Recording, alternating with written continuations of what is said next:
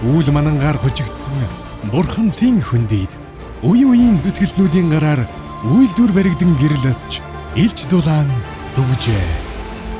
Зүрх сэтгэлээ зориулсан ахмадын гавья өнөө цагийн хөдөлмөрчдийн ухаан маргааш шингэрлийг асаах залуусын итгэлээр 60 жилийн түүх ийм бүтсэн билээ. Үйтэн өвлийг давж халуун зуныг өнгөрүүлж ирээдүйг гэрэлтүүлэх нэгэн зүрхээр зохилсон 60 жил өнгөрчээ. Энэ бол зүгээр нэг ой биш. Энэ бол та бидний бахархлын замнал байлаа.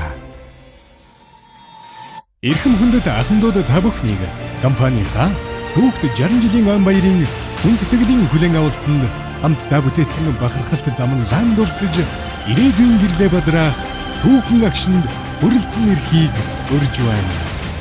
Хүлээн авалт 2025 оны 10 дугаар сарын 2-ны өдөр 13 цагт Гранд Як ресторанд болно.